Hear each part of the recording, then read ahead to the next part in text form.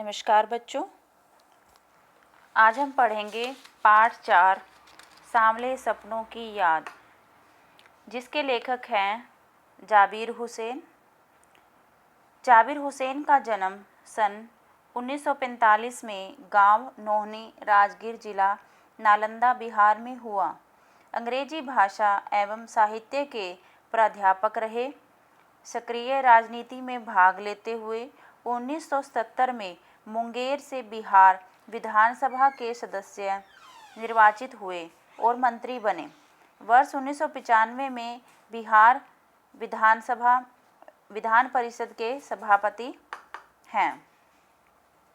प्रस्तुत पाठ जून 1987 में प्रसिद्ध पक्षी विज्ञानी यहाँ पर पक्षी विज्ञानी होते हैं पक्षियों के वैज्ञानिक जो पक्षियों की जानकारी रखते हैं, जिनका नाम है सालिम अली, की मृत्यु के तुरंत बाद डायरी शैली में लिखा गया संस्मरण है।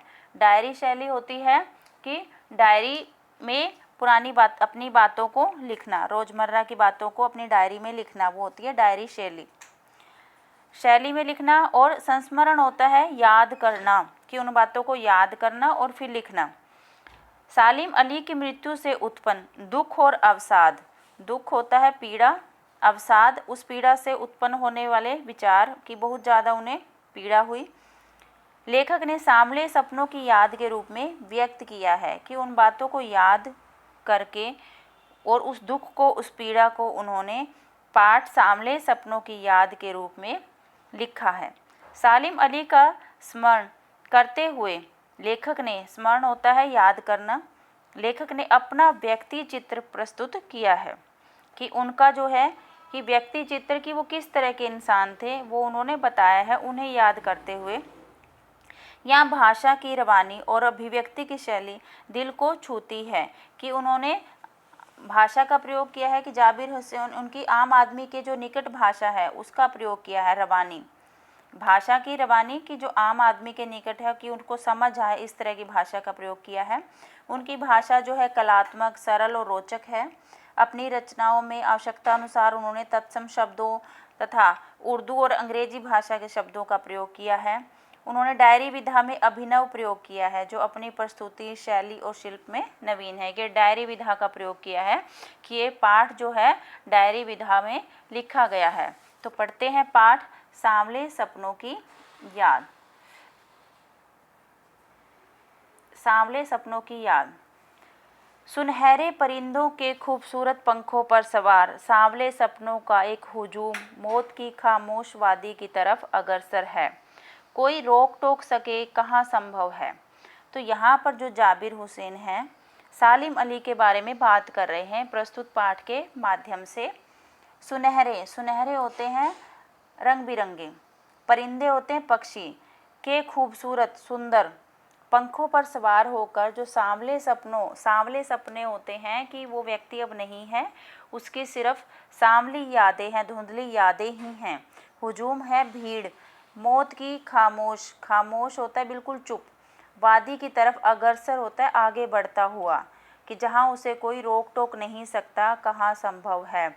कि सालिम अली अब नहीं रहे, अब उन्हें टोक पाना अब संभव है। कि इस हुजूम में, इस भीड़ में आगे आगे चल रहे हैं सालिम अली, अपने कंधों पर सैलानियों की तरह, सैलानी होते हैं जो घूमते रहते हैं एक जगह से दूसरी जगह। अंतहीन सफ़र, अंतहीन होता है जिसका कभी अंत ना हो, ऐसे सफ़र का वो बोझ उठाकर चल रहे हैं। लेकिन यह सफ़र पिछले तमाम सफ़रों से भिन्न है। कि जितने भी उन्होंने आज तक सफ़र किए उन सब से ये सफ़र बिल्कुल अलग है। भीड़ भाड़ की ज़िंदगी और तनाव के माहौल से सालिम अली का यह आखिरी पलायन है। पलायन होता है दूसरी जगह पर चले जाना, क्योंकि अब सालिम अली इस दुनिया को छोड़कर दूसरी दुनिया में चले गए हैं, अब वो मृत्यु को प्राप्त हो गए हैं। तो यह उनका यह आखिरी पलायन है। अब तो वो उस वन पक्षी की तरह प्रकृति में विलीन होता है, मिल जाना, कि उस प्रकृति में मिल गए हैं, विलीन हो गए हैं, जो जिंदगी का आखिरी गीत गाने के बाद मौत की गोद में जा बसा हो। कि उन्होंने अपनी ज़िंदगी जीने के बाद जो मौत की गोद में चले गए हों। कोई अपने जिस्म की हरारत होता है गर्मी, जिस्म होता है शरीर, दिल की धड़कन देकर भी, अगर हम अपनी जान उन्हें देकर भी उन्हें लौटाना चाहें तो वह पक्षी अपने सपने के गीत दोबारा कैसे गा सकेगा, कि तब भी वो जीवित नहीं रहेगा। तो कवि लेखक यहाँ पर कहने की कोशिश कर रहे हैं, यदि कोई व्यक्ति अपनी जान देकर भी अपने शरीर, अपने दिल की धड़कन देकर भी अगर उन्हें लौटाना चाहे तो हम उसे दोबारा वापस नहीं ला सकते। मुझे नहीं लगता कोई इस सोए हुए पक्षी को जगाना चाहेगा। वर्षों पूर्व, काफ़ी वर्ष पहले, खुद सालिम अली ने कहा था कि लोग पक्षियों को आदमी की नज़र से देखना चाहते हैं, यह उनकी भूल है।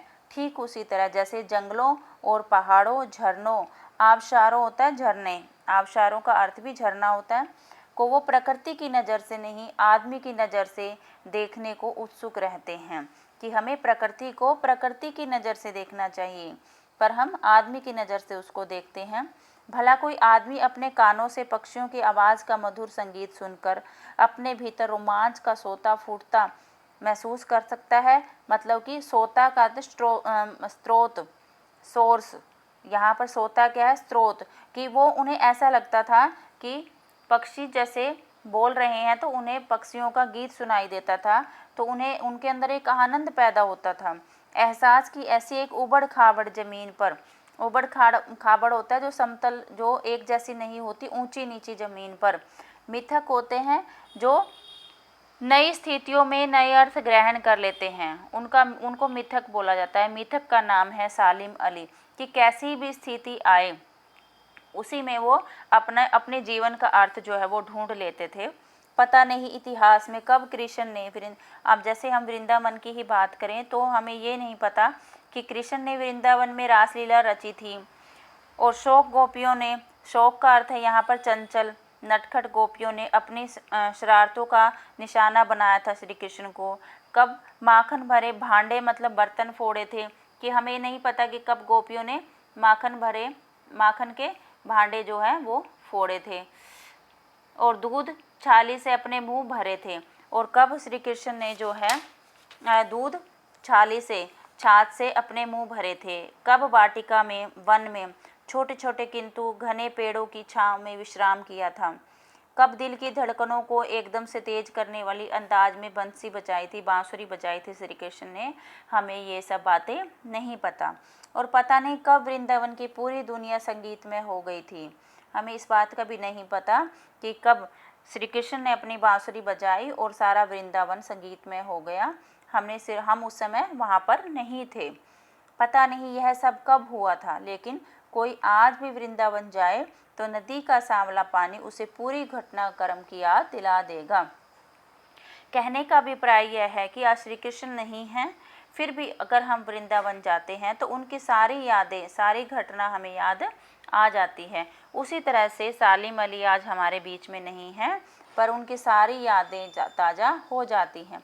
हर सुबह सूरज निकलने से पहले जब पतली गलियों में उत्साह भरी भीड़ नदी की ओर बढ़ती है, कि वृंदावन की गलियां जो हैं वो पतली हैं, तो जब वहाँ से भरी भीड़ नदी की ओर बढ़ती है तो लगता है उस भीड़ में चीर कर अचानक कोई सामने आएगा। तो आज भी हमें लगता है कि आज भी श्री कृष्ण हमारे सामने आएंगे। बंसी की आवाज़ पर सब किसी के कदम थम जाएंगे और वो बांसुरी बजाएंगे और सभी के कदम थम जाएंगे, रुक जाएंगे। हम शाम सूरज ढलने से पहले जब वाटिका का माली सैलानी होती हैं जो घूमने वाले वहाँ पर आए हैं, उनको हिदायत देता है, उनको कहता है कि, तो लगता है जैसे बस कुछ ही क्षणों में, कुछ ही पलों में वो कहीं से आ टपकेगा, कि श्री कृष्ण कहीं से आ जाएंगे, कि आज भी वहाँ पर इतना आनंद है। आज भी हमें ऐसा लगता है कि श्री कृष्ण यहाँ पर विराजमान हैं, यहीं पर हैं, वृंदावन में ही हैं। संगीत का जादू वाटिका में भरे पूरे माहौल पर छा जाएगा, कि आज भी हमें उनके वहाँ होने की अनुभूति होती है। वृंदावन कभी कृष्ण की बांसुरी के जादू से खाली हुआ है क्या, कि हमें हर समय वृंदावन में श्री कृष्ण की बांसुरी सुनाई देती है। मिथकों की दुनिया में इस सवाल का जवाब तलाश करने से पहले एक नज़र कमज़ोर काया वाले। अब जैसे अगर हम इन सवालों के जवाब ढूंढें, क्या वो जादू श्री कृष्ण का दोबारा हो पाएगा, अगर इस तरह के हम जवाब ढूंढे, उत्तर ढूंढे, तो कमज़ोर काया वाले उस व्यक्ति पर डाली जाए। हम सालिम अली के नाम से जानते हैं। तो इस तरह के ही एक व्यक्ति हैं सालिम अली। उम्र के शती मतलब 100 वर्षों तक पहुंचने वाले थे, वो 100 वर्ष के होने वाले थे कि थोड़े ही दिन में बच रहे थे। संभव है लंबी यात्राओं की थकान ने, लंबी यात्रा क्यों, क्योंकि उन्होंने सारा जीवन जो है पक्षियों की खोज में बिता दिया, उनके शरीर को कमज़ोर कर दिया था, क्योंकि वो एक जगह से दूसरी जगह पर पक्षियों की खोज में घूमते रहते थे, इसलिए उनका शरीर जो है वो कमज़ोर हो गया था और कैंसर जैसी जानलेवा बीमारी उनकी मौत का कारण बनी हो। सालिम अली की मृत्यु कैंसर की बीमारी से हुई थी, लेकिन अंतिम समय तक मौत उनकी आंखों से यह रोशनी छीनने में सफल नहीं हुई जो पक्षियों की तलाश और उनकी हिफाजत सुरक्षा के प्रति समर्पित थी, कि वो अपने अंतिम समय तक पक्षियों की रक्षा करने के लिए समर्पित थे, पूरी लगन से काम करते थे। सालिम अली की आंखों पर चढ़ी दूरबीन उनकी मौत के बाद ही तो उतरी थी, उनकी मृत्यु के बाद ही उस दूरबीन को उतारा गया जिससे वो पक्षियों को देखते थे। उन जैसा बर्ड वाचर, बर्ड पक्षियों की खोज करने वाला, इसलिए सालिम अली को बर्ड वाचर कहा जाता है। शायद ही कोई हुआ हो, लेकिन एकांत क्षणों में, अकेलेपन में जो सालिम अली बिना दूरबीन भी देखे गए हैं। दूर क्षितिज, क्षितिज होता है जहाँ पर धरती और आकाश मिलते नजर आते हैं पर वो नहीं मिलते। कल्पना करते हैं कि जब हम खड़े होकर देखते हैं तो दूर दृष्टि से जब हम देखते हैं, दूर कहीं हमें आकाश और धरती मिलते हुए नजर आते हैं, तो वो स्थिति होती है क्षितिज तक फैली जमीन और झुके आसमान को छूने वाली उनकी नज़रों में कुछ कुछ वैसा ही जादू था जो प्रकृति को अपने घर में बांध लेता है, अपने घेरे में बांध लेता है।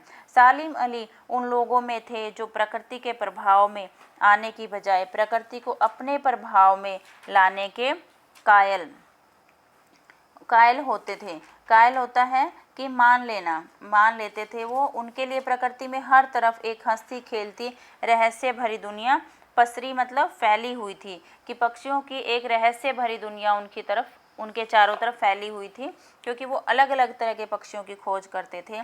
यह दुनिया उन्होंने बड़ी मेहनत से अपने लिए गढ़ी थी। इसके गढ़ने में उनकी जीवन साथी तहमीना, जीवन साथी होता है पत्नी या पति, अगर पति है तो उनकी जीवन साथी पत्नी, तहमीना नाम है, तहमीना ने काफ़ी मदद पहुंचा रही थी। सालिम अली की पत्नी है तहमीना। तहमीना स्कूल के दिनों में उनके सहपाठी थी, उनके साथ पढ़ती थी। अपने लंबे रोमांचकारी जीवन में ढेर सारे अनुभवों के मालिक सालिम अली एक दिन केरल की साइलेंट वैली को रेगिस्तानी हवा के झोंकों से बचाने का अनुरोध, क्योंकि रेगिस्तानी हवाएं बहुत गर्म होती हैं जिसकी वजह से पक्षियों की मौत हो जाती थी, मृत्यु हो जाती थी, धूल भरी आंधियां चलती थी वहाँ। तो चौधरी चरण सिंह उस समय जो है प्रधानमंत्री थे, वे उनसे जाकर मिलते हैं। चौधरी साहब गांव की मिट्टी पर पड़ने वाली पानी की पहली बूंद का असर जानने वाले नेता थे। चौधरी साहब को पता था कि तपती मिट्टी पर जब पानी की एक बूंद पड़ती है तो उसकी कीमत क्या होती है। पर्यावरण के संभावित खतरों का जो चित्र सालिम अली ने उनके सामने रखा, तो सालिम अली ने पर्यावरण के इस खतरे को प्रधानमंत्री के सामने रखा कि किस तरह से ये वन जीवन के लिए हानिकारक है, जिससे उनकी आंखें नम हो गई, उनकी आंखों में आंसू आ गए कि आज की स्वार्थपरत ज़िंदगी में सभी अपने बारे में सोचते हैं कि कोई तो है जो पक्षियों के बारे में इतना सोच रहा है। आज सालिम अली नहीं हैं, आज सालिम अली हमारे बीच नहीं हैं, चौधरी साहब भी नहीं हैं, कौन बचा है? अब हमारे पास कोई नहीं है। जो अब सौंधी मिट्टी होता है, जब तपी हुई मिट्टी पर पानी की एक बूंद पड़ती है उसमें से जो महक आती है वो होती है सौंधी मिट्टी। उगी फसलों के बीच एक नए भारत की नींव रखने का संकल्प लेगा। कौन बचा है कि आज ऐसा व्यक्ति कोई नहीं है जो अब हिमालय और लद्दाख की बर्फीली ज़मीनों पर जीने वाले पक्षियों की वकालत करेगा, जो आज पक्षियों की सुरक्षा के लिए वकालत करेगा, उनके बारे में सोचेगा। सालिम अली ने अपनी आत्मकथा का नाम रखा था फॉल ऑफ अ स्पैरो। तो सालिम अली ने एक आत्मकथा लिखी थी जिसका नाम था फॉल ऑफ अ स्पैरो। मुझे याद आ गया है जो D.H. लॉरेंस की मौत के बाद, जो एक D.H. लॉरेंस है यहाँ पर एक प्रसिद्ध अंग्रेजी साहित्यकार हैं D.H. लॉरेंस, उनकी पत्नी है फ्रीडा लॉरेंस। उनसे अनुरोध करते हैं कि वह अपने पति के बारे, जब फ्रीडा से उनके पति के बारे में पूछा जाता है कि वे अपने पति के बारे में कुछ लिखें, तो फ्रीडा कहती है कि ढेर सारी बातें लॉरेंस के बारे में लिख सकती थी, लेकिन उसने कहा मेरे लिए लॉरेंस के बारे में कुछ लिखना असंभव सा है, क्योंकि लॉरेंस भी सालिम अली की तरह पक्षी प्रेमी थे। मुझे महसूस होता है मेरी छत पर बैठने वाली गोरैया लॉरेंस के बारे में ढेर सारी बातें जानती हैं। इसलिए फ्रीडा कहती है कि मुझसे ज़्यादा छत पर बैठने वाली गोरैया को लॉरेंस के बारे में अधिक पता है। तो उनके छत पर बैठने वाली गोरैया भी ज़्यादा जानती है। वो सच इतना खुला खुला और सादा दिल आदमी था, वो सचमुच इतना खुला खुला और सादा दिल आदमी था। मुमकिन है, संभव है, मुमकिन है संभव लॉरेंस मेरी रगों में, मेरी हड्डियों में समाया हो, लेकिन मेरे लिए कितना कठिन है, कितना मुश्किल है उसके बारे में अपने अनुभवों को शब्दों का जामा पहनाना। शब्दों को जामा मतलब लागू करना, कि लॉरेंस के लिए बड़ा मुश्किल था उनके अनुभवों को, उनके जीवन के जो अनुभव थे D.H. लॉरेंस के, उनको शब्द देना। मुझे यकीन है मेरी छत पर बैठी गोरैया उसके बारे में और हम दोनों के बारे में मुझसे ज़्यादा जानकारी रखती है। तो इसलिए उनका मानना था कि उनके छत पर बैठने वाली गोरैया ज़्यादा जानकारी रखती हैं। जटिल प्राणियों के लिए सालिम अली हमेशा एक पहेली बने रहेंगे। बचपन के दिनों में उनकी एयरगन से अब बात उठती है कि सालिम अली को पक्षी प्रेमी किसने बनाया। तो उनके जीवन की पहली घटना है कि बचपन में उनकी एयरगन से एक चिड़िया घायल हो गई थी। घायल होकर गिरने वाली नीले कंठ की वह गोरैया सारी जिंदगी उन्हें खोज के लिए नए नए रास्तों की तरफ ले जाती रही, कि जब उनकी एयरगन की गोली लगने से गोरैया घायल हुई तो उन्हें बड़ा दुख हुआ। उसके बाद से वो पक्षियों की रक्षा करने के लिए, उनकी खोज करने के लिए जाते रहे। तो उनके जीवन को प्रेरणा देने वाली, पक्षी वैज्ञानिक बनाने वाली उन्हें थी। वो उनके बचपन में उनकी एयरगन से चलने वाली गोरैया को लगने वाली गोली थी, जिससे वो पक्षी वैज्ञानिक बने। जिंदगी की ऊंचाइयों में उनका विश्वास एक क्षण के लिए डिगा नहीं, डगमगाया नहीं। वो लॉरेंस की तरह नैसर्गिक होता है, प्राकृतिक जिंदगी का प्रतिरूप बन गए थे, कि वो प्रकृति से पूरी तरह से जुड़ गए थे। सालिम अली प्रकृति की दुनिया में एक टापू बनने की बजाय अथाह सागर बनकर उभरे थे, कि वो एक टापू नहीं थे, वो एक सागर थे जो प्रकृति प्रेम से पूरे भरे हुए थे, पक्षी प्रेम से भरे हुए थे। तो एक सागर के रूप में उभरे, जिन्होंने अपना पूरा जीवन पक्षियों की खोज में लगा दिया, पक्षियों की सेवा में लगा दिया। जो लोग उनके भ्रमणशील स्वभाव, घूमने की प्रवृत्ति को, उनकी यायावारी होती है घूमने की आदत, यायावरी का अर्थ घूमने की आदत से परिचित हैं, उन्हें महसूस होता है कि वो आज भी पक्षियों के सुराग में ही निकले हैं। उन्हें आज भी लगता है कि वो पक्षियों की खोज में निकले हुए हैं और बस अभी गले में लंबी दूरबीन लटकाए अपने खोजपूर्ण नतीजों के साथ लौट आएंगे। जब तक वो नहीं लौटेंगे, क्या उन्हें गया हुआ मान लिया जाए? तो यहाँ लेखक कहता है कि मुझे आज भी लगता है कि वो पक्षियों की खोज में गए हुए हैं, कि जब तक वो नहीं लौटेंगे तो मेरी आंखें नम हैं, सालिम अली तुम लौटोगे ना? तो यहाँ पर लेखक जो हैं वो पूछते हैं सालिम अली से कि सालिम अली तुम्हारी याद में मेरी आंखें नम हैं। जाबिर हुसैन कहते हैं कि सालिम अली तुम लौटोगे ना, तुम वापस आओगे ना? तो ये थी कहानी सालिम अली की, जिसे जाबिर हुसैन ने उनके व्यक्तित्व के बारे में बताया है कि कुछ ही देर में वो, उन्हें लगता है कि कुछ ही देर में अपने गले में वो दूरबीन लटकाए जानकारी लिए वापस आ जाएंगे। इसलिए लेखक पूछता है तुम लौटोगे ना सालिम अली? तो सालिम अली तुम लौटकर वापस आओगे ना? कि लेखक आज भी नहीं मान पा रहा कि सालिम अली उनके बीच में नहीं रहा। धन्यवाद।